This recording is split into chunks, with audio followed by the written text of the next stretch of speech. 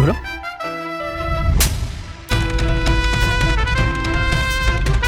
শয়তানের বাচ্চা। ম্যাডামকে দেন। এই ধর। তোর ভিক্ষা থালি। এবার রাস্তায় গিয়ে ভিক্ষা কর। ও খারাপ। তোর কেন ছাড়া দেব না? আপনার কাছে কি ভাঙতে কোনো টাকা পয়সা আছে? খুচরা পয়সা?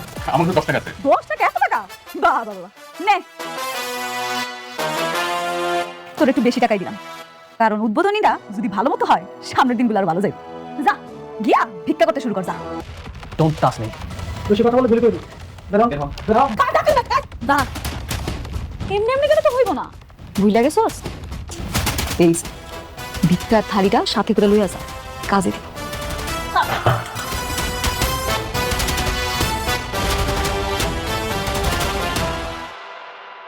কেউ জাস্ট শাট আপ। একটা কথা বলবেন না। আমি আমার ইচ্ছা এসেছি না, আমি আমার ইচ্ছায় চলে যাব। বেশি করে কথা হবে না। সিকিউরিটি স্যার উনাকে ধরে খাট ধাক্কা দিবে কই অফিস থেকে। এই shut up. Don't touch me. বেশি কথা বলে ভুলে করবি। দাঁড়াও। আসসালামু আলাইকুম বন্ধুরা। আজকের পর্বে এমন এক প্রতিশোধের আগুন জ্বলে উঠেছে যেটা দেখে যে কেউ অবাক হয়ে যাবে। যেই রাতুল একসময় সবাইকে অপমান করে নিজের পায়ের নিচে রাখতে চাইতো, আজ সেই রাতুলকেই ভিক্ষার থালা হাতে দাঁড়াতে হলো সবার সামনে। ভাবুন তো, যে মানুষটা অন্যের জীবন ধ্বংস করে নিজের সাম্রাজ্য গড়তে চেয়েছিল, সেই মানুষটার সব কিছু মাত্র 15 দিনের মধ্যে শেষ হয়ে যায়। আর এই পুরো খেলাটা এমনভাবে সাজিয়েছে মেঘলা, যেটা রাতুল কল্পনাও করতে পারেনি। গল্পের শুরুতেই দেখা যায় সালিমা বিল্ডার্স গ্রুপের মালিকের অহংকার দিন দিন সীমা ছাড়িয়ে যাচ্ছে। অনেক আশা নিয়ে কাজ নিতে গিয়েছিল অনেক, কিন্তু তাকে অপমান করে বের করে দেওয়া হয়। শুধু তাই না, রাতুল টাকার বিনিময়ে মেঘলাকে কিডন্যাপ পর্যন্ত করাতে চেয়েছিল, কিন্তু সে বুঝতে পারেনি তার প্রতিটা ষড়যন্ত্রের হিসেব একদিন তাকে দিতেই হবে। এরপর শুরু হয় আসল খেলা। মেঘলা খুব শান্তভাবে রাতুলকে তার নিজের ফাঁদেই ফেলতে থাকে।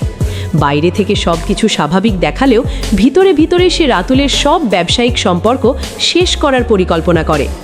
একসময় পুরো অফিসের সামনে রাতুলকে জানিয়ে দেওয়া হয় যে তার সাথে সালিমা বিল্ডার্সের সব চুক্তি বাতিল। রাতুল তখন মরিয়া হয়ে ক্ষমা চাইতে থাকে। সে কাঁদতে কাঁদতে বলে তার সব সম্পত্তি এই প্রজেক্টে ইনভেস্ট করা, কাজ বন্ধ হয়ে গেলে সে একদম পথে বসে যাবে। কিন্তু মেঘলা তাকে স্পষ্ট বলে দেয়, যেভাবে সে অন্যদের নিঃস্ব করেছে, আজ ঠিক সেভাবেই তাকেও নিঃস্ব হতে হবে। সবচেয়ে ভয়ঙ্কর মুহূর্ত আসে তখন, যখন রাতুলের হাতে ভিক্ষার থালা ধরিয়ে দেওয়া হয়। যে মানুষটা একসময় অনেককে ভিক্ষা করতে বলেছিল, আজ তাকেই বলা হয় রাস্তায় গিয়ে ভিক্ষা করতে। পুরো অফিসের সামনে রাতুল অপমানিত হয়, কিন্তু তবুও সে হুমকি দিতে ভোলে না। সে বলে সে আবারও ঘুরে দাঁড়াবে এবং সবাইকে ভয়ঙ্কর পরিণতি ভোগ করতে হবে। কিন্তু মেঘলাও তাকে চ্যালেঞ্জ ছুড়ে দেয়। এই খেলায় শেষ পর্যন্ত কে টিকে থাকে সেটা সময়ই বলে দেবে।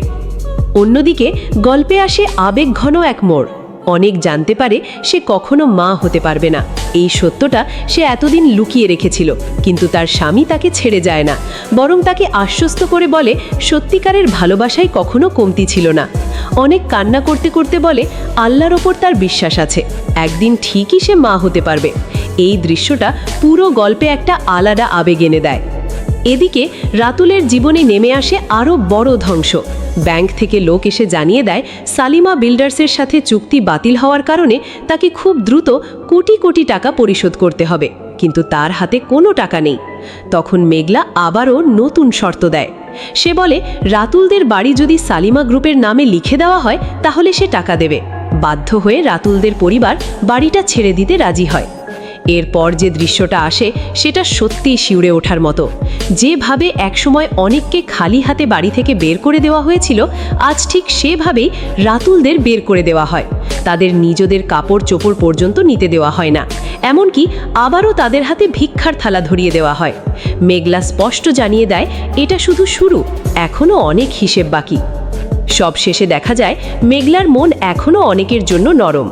সে অনেকের সব সম্পত্তি ফিরিয়ে দিতে চায় এবং সম্পর্ক ঠিক করতে চায়, কিন্তু এত অপমান আর বিশ্বাসঘাতকতার পর অনেক কি তাকে ক্ষমা করবে? রাতুল কি সত্যি শেষ হয়ে গেছে, নাকি সে আরও ভয়ঙ্করভাবে ফিরে আসবে? আর অনেকের জীবনে কি সত্যিই সুখ ফিরে আসবে? এই প্রশ্নগুলোর উত্তর জানতে হলে পরের পর্ব পর্যন্ত অপেক্ষা করতেই হবে। ভিডিওটি ভালো লাগলে অবশ্যই লাইক, কমেন্ট এবং সাবস্ক্রাইব করতে ভুলবেন না।